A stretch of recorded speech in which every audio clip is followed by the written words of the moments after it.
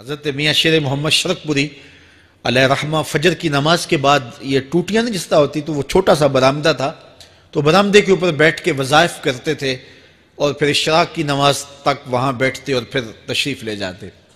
گرمی کی شدت تھی تو حضرت فرائض کی ادائیگی کے بعد وہاں چلے گئے تو نمازیوں نے آپس سے مشورہ کیا کہ یار حضرت کو عرض کریں کہ بارش کے لیے دعا کی جائے۔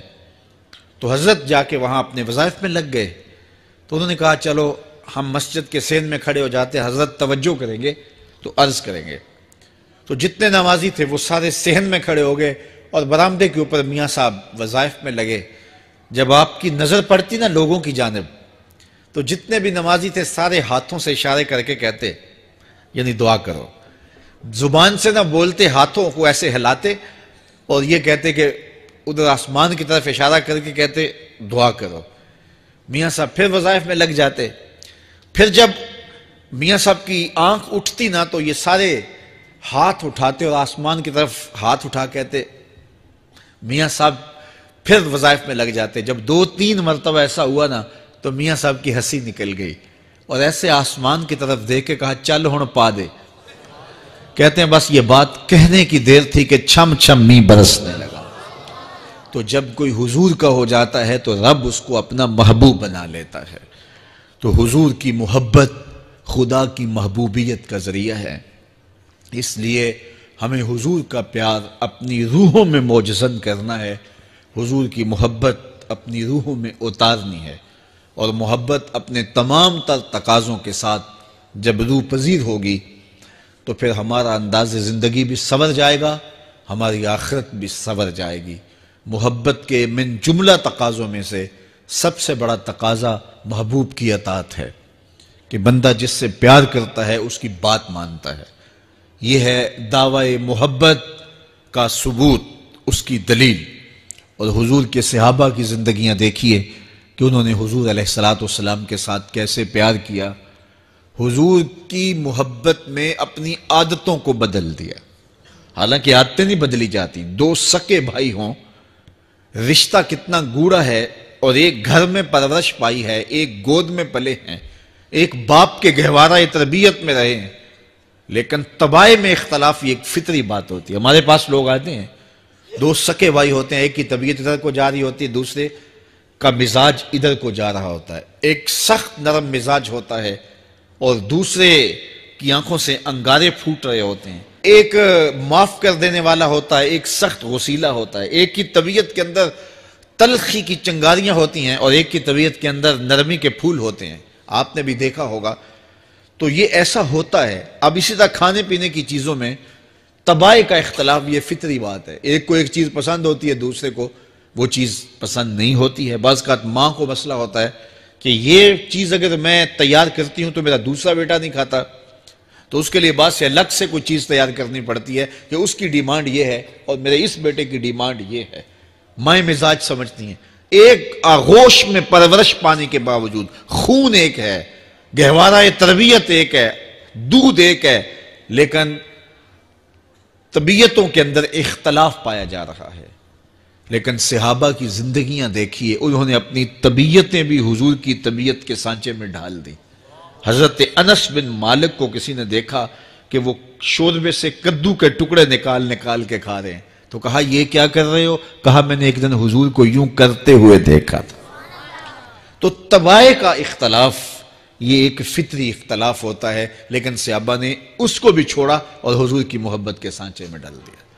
پھر اس چیز کا انتظار نہیں کیا کہ حضور کا فرمان کیا ہے، حضور کی چاہت پہ اپنے مزاج کو بدلا۔ اللہ اکبر۔ حضور علیہ السلام مدینہ المنورہ کی گلی سے گزر رہے تھے، ایک گنبد نما مکان بن رہا تھا اور ایسے مکان حضور کو پسند نہیں تھے۔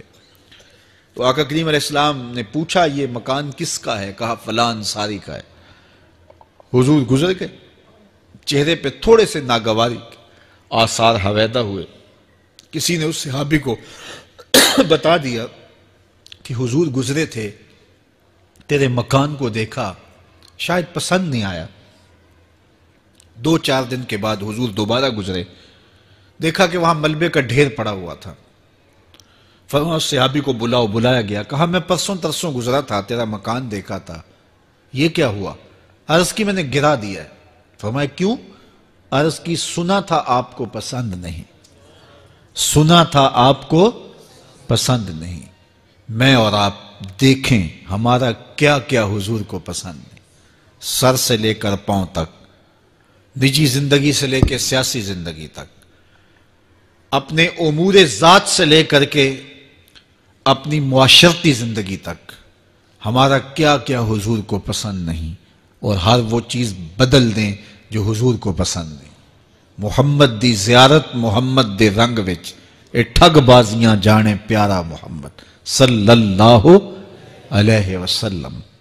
میرے شیخ کامل کا ایک شعر ہے، اور وہ شعر اتنا وزنی ہے کہ اگر میرے پاس جواہر لال موتی ہوں اور میں ایک پلڑے میں ڈال دوں اور ایک پلڑے میں یہ شعر رکھ دوں تو یہ شعر پھر بھی بھاری ہوگا۔ یاری لا تو پاک نبی سنگ، اے پر پوری یاری، فیر درود قبول ہے تیرا لکھ نہ لوں ایک واری۔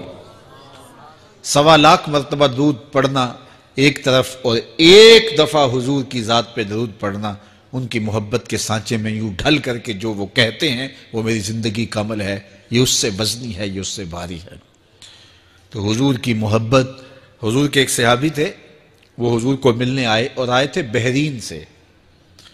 اچھا، انہوں نے حضور کو سلام کیا تو حضور نے رخ پھیر لیا، ناراضگی کا اظہار کیا، تو وہ سمجھے کہ شاید حضور نے ایسے ہی رخ پھیرا، تو جدھر حضور نے رخ پھیرا وہ ادھر جا کے سلام کرتے ہیں، تو حضور نے پھر رخ پھیر لیا، سمجھ گئے کہ حضور ناراض ہیں۔ اب انہیں سمجھ یہ نہیں آ رہی تھی کہ ناراضگی کا سبب کیا ہے۔ وہ اصحاب رسول سے پوچھنے لگے کہ حضور مجھ سے ناراض لگتے ہیں، آپ میں سے کوئی بتا سکتا ہے کہ حضور کیوں ناراض ہیں؟ اللہ اکبر! آج تو کوئی بڑا باپ ہو، مرشد ہو، استاد ہو، ناراض ہو جائے اور شاگرد کو ناراضگی کی وجہ معلوم نہ ہو تو وہ الٹا ناراض آگے سے ہو جاتا ہے کہ میں نے جرم کیوں کیا ہے کہ استاد کا مزاج بگڑ گیا ہے۔ اللہ اکبر! لیکن ذرا دیکھیے، رنگ دیکھیے محبت کے، وہ صحابہ سے پوچھتا پھرتا ہے کہ حضور مجھ سے ناراض ہیں، مجھے بتائیے کہ کیا سبب ہوا؟ تو انہوں نے کہا کہ یہ تیرے ہاتھ میں جو سونے کی انگوٹھی ہے، اس سے حضور ناراض ہیں، کیونکہ حضور اس کو منع کر چکے ہیں۔ امت کے لیے سونا چاندی حضور نے امت کے مردوں کے لیے منع فرما دیا، صرف 4.5 ماشے سے کچھ کم کی انگوٹھی چاندی کی، اور وہ بھی عدد میں 1 ہو، شریعت نے جائز رکھی ہے۔ اگر 2 ماشے کی 2 ہوں گی تو پھر بھی جائز نہیں۔ عورت کو جائز ہیں 10 انگوٹھیاں پہنے، سونے کی پہنے، چاندی کی پہنے، یہ اس کا زیور ہے۔ مرد کو زیور کی ضرورت نہیں ہے، زینت کی ضرورت نہیں ہے، لہذا مرد کے لیے 1 انگوٹھی رکھی گئی ہے، وہ بھی اس لیے کہ اگر وہ کہیں مشکل میں ہو تو اس کو بیچ کر کے 2 وقت کا کھانا لے سکے۔ باقی اس کے لیے انگوٹھی 4.5 ماشے سے کم کا چاندی یا سونا 1 ماشا ہی کیوں نہ ہو، اس کے لیے جائز نہیں ہے۔ تو اس نے سونے کی انگوٹھی پہن رکھی تھی، لیکن اسے حرمت کا پتہ نہیں تھا، تو اس نے کہا کہ حضور مجھ سے کیوں ناراض ہیں؟ تو صحابہ نے کہا شاید یہ اس انگوٹھی کی وجہ سے ناراض ہیں۔ تو اس نے یہ نہیں کہا کہ مجھے تو پتہ ہی نہیں تھا، میرا کیا قصور؟ خیر، اس نے انگوٹھی اتار کے حضور کو پیش کرتے کہا حضور آپ اس وجہ سے ناراض ہیں؟ حضور نے انگوٹھی پکڑی اور ایسے پھینک دی، ناراضگی کی وجہ ختم ہو گئی، وہ بیٹھ گیا، بات شروع ہو گئی۔ اللہ اکبر! جب سلسلہ کلام ہوتا رہا، جب مجلس برخاست ہوئی، لوگ اٹھ کے گھروں میں جانے لگے، وہ بھی اٹھا اور الٹے پاؤں سے پیچھے چلا، تو کسی نے اس کو کہا وہ انگوٹھی تو اٹھا لو، سونے کی انگوٹھی ہے، قیمتی ہے، چلو تمہارے لیے پہننا جائز نہیں، تمہاری بیوی کے لیے تو جائز ہے۔ تو اس نے کیا جواب دیا سنیے، اس نے کہا واللہ لا آخذہ وقد طرحہ رسول اللہ صلی اللہ علیہ وسلم، اللہ کی قسم میں اس انگوٹھی کو کبھی بھی نہیں اٹھاؤں گا جس کو میرے حضور نے پھینک دیا ہے۔ تو یہ تھی ان کی محبت، یہ تھا ان کا انداز۔ تو آئیے میں اور آپ حضور سے اگر محبت کرتے ہیں تو حضور علیہ السلام کا طرز زندگی، حضور کا انداز معاشرت اختیار کریں۔ کثرت کے ساتھ مائیں بہنیں بیٹیاں بھی موجود ہیں، وہ بھی اپنی اولادوں کی تربیت اس نہج سے کریں کہ وہ حضور کی سنت، حضور کی سیرت اور حضور کی اتباع کے سانچے میں ڈھل جائیں۔ زندگی کا مقصد ہی یہی ہے۔ آئے، بڑے ہوئے، جوان ہوئے، بوڑھے ہوئے، چلے گئے، ہم سے پہلے بھی چلے گئے، ہم بھی چلے جائیں گے، بعد میں آنے والے بھی چلے جائیں گے، لیکن حقیقی کامیابی اس کو نصیب ہوئی جس نے اس دنیا پہ آ کے دنیا کی زندگی کے مقصد کو سمجھا۔ ہم آئے کیوں تھے، زندگی کس لیے ہمیں دی گئی تھی۔ اکبر الہ آبادی نے کیا ستھری تنقید کی تھی، کیا بتائیں احباب کیا کارنمایاں کر گئے، بی اے کیا، نوکر ہوئے، پینشن ملی اور مر گئے۔ یہ کوئی کام نہیں ہے، ہماری زندگی کا کوئی مقصد ہے جس لیے ہم انسان ہیں، اشرف المخلوقات ہیں۔ دیکھیے گدھا سارا دن بوجھ اٹھاتا ہے، اللہ اکبر۔ میرے صاحب نے گدھے سے بھی ایک موازنہ کیا ہے کہ سارا دن جو ہے وہ بوجھ اٹھائے اور کام کرے، اور پھر مالک اس کو غذا بھی نہ دے، وہ جا کے روڑیوں سے اور باہر سے جا کے چر کے پھر آ کے کام مالک کا کرے، مالک اس کو دے بھی نہ، اور وہ باہر سے کھا کے آئے اور کام مالک کا کرے۔